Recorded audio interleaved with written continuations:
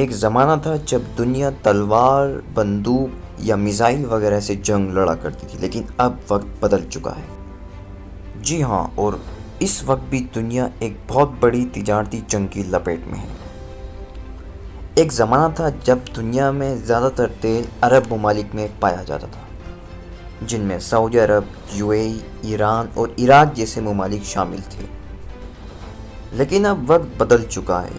صرف عرب ممالک یا اوپیک ممالک کے پاس ہی تیل نہیں رہا، بلکہ کچھ اور ممالک بھی ہیں جو اس جنگ میں شامل ہو گئے ہیں، جیسے کہ امریکہ اور رشیا۔ اب ان تمام ممالک میں تناؤ ہے کہ کون سب سے زیادہ تیل بیچے گا۔ جو زیادہ تیل بیچے گا وہ سب سے زیادہ کمائی کرے گا۔ اور یہ تمام ممالک، جن میں خاص طور پر سعودی عرب، رشیا اور امریکہ شامل ہیں، ایک دوسرے سے کمپٹیشن میں لگ گئے ہیں کہ کون زیادہ تیل بیچے گا۔ اور ان تینوں ممالک میں ہر ملک چاہتا ہے کہ وہ آئل کی دنیا کا بے تاج بادشاہ بن جائے اور باقی دو ممالک کی آئل کمپنیاں برباد ہو جائیں۔ اس لیے یہ تینوں ممالک ایک دوسرے کی آئل کمپنیز کو برباد کرنے کی کئی کوششیں کر چکے ہیں، اور آج کی تاریخ میں بھی یہ جنگ جاری ہے جسے سعودی عرب اور رشیا لڑ رہے ہیں، لیکن اس میں سب سے زیادہ نقصان امریکہ کا ہو رہا ہے۔ اور آج کل سعودی عرب اور رشیا کی کئی کوششوں سے امریکی آئل کمپنیز برباد ہو چکی ہیں، اور اس جنگ کا سب سے زیادہ فائدہ ہوا ان غریب ممالک کو، جن میں انڈیا، پاکستان، افغانستان وغیرہ شامل ہے، جو بہت سارا آئل امپورٹ کرتے ہیں ان ممالک سے۔ اور اس فائدے کی وجہ بنی کرونا وائرس۔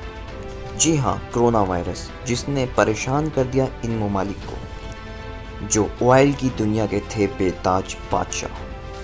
تو آئیے سمجھتے ہیں کہ کس طرح کرونا وائرس وجہ بنا ان ممالک کے لیے سر درد کا۔ تو سادہ سی بات ہے، کرونا وائرس کے عام ہوتے ہی جب دنیا میں پھیلا تو بہت سی انڈسٹریز بند ہو گئیں، بہت سی فیکٹریز وغیرہ بند ہو گئیں۔ اس کے علاوہ جو ہے جگہ جگہ لاک ڈاؤن ہوئے، جس سے جو ہے وہ ٹریفک وغیرہ سب بند ہو گیا، گاڑیاں وغیرہ چلنی بند ہو گئیں۔ اچھا، تو اس طرح سے لوگوں نے آئل خریدنا بند کر دیا، کیونکہ جب گاڑیاں نہیں چلیں گی تو آئل کس کام کا۔ اور کاروباری دنیا کا ایک سادہ سا قانون ہے، ڈیمانڈ اینڈ سپلائی۔ کسی بھی چیز کی، دنیا میں آپ کوئی بھی چیز لے لیں، پیٹرول یا کوئی بھی چیز، اگر کسی چیز کی آپ ڈیمانڈ بڑھائیں گے تو آٹومیٹکلی اس کی پرائس بڑھے گی، یا آپ کسی بھی چیز کی سپلائی کو بڑھائیں گے تو اس کی جو پرائس ہے وہ کم ہوگی، اور سپلائی کو کم کریں گے تو پرائس جو ہے وہ اوپر جائے گی۔ اور اسی طرح کرونا وائرس کی وجہ سے پیٹرول کی ڈیمانڈ کم ہو گئی، جس سے پیٹرول کی پرائس کم ہونا شروع ہو گئی، اور ممکن ہے آنے والے وقتوں میں اور زیادہ کم ہو جائے۔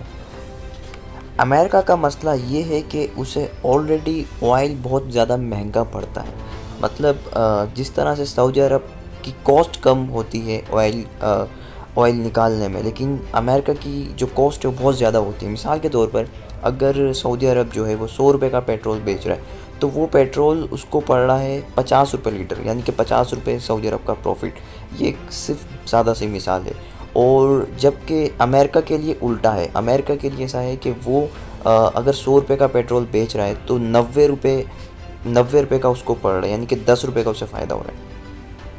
تو جب آئل کی پرائس نیچے آتی ہے تو سعودی عرب کو تو اتنا زیادہ خاص فرق نہیں پڑتا ہے، لیکن اتنا خاص نہیں پڑتا، لیکن امریکہ کی کمپنیز جو ہیں وہ برباد ہو جاتی ہیں۔ یہی وجہ ہے کہ حالیہ دنوں میں جو آئل کی پرائس نیچے آئی ہے اس سے سعودی عرب تو ابھی بھی آئل کی دنیا کا بے تاج بادشاہ، لیکن امریکہ جو ہے وہ آئل کی کمپنیز وغیرہ کے حوالے سے برباد ہو چکا ہے۔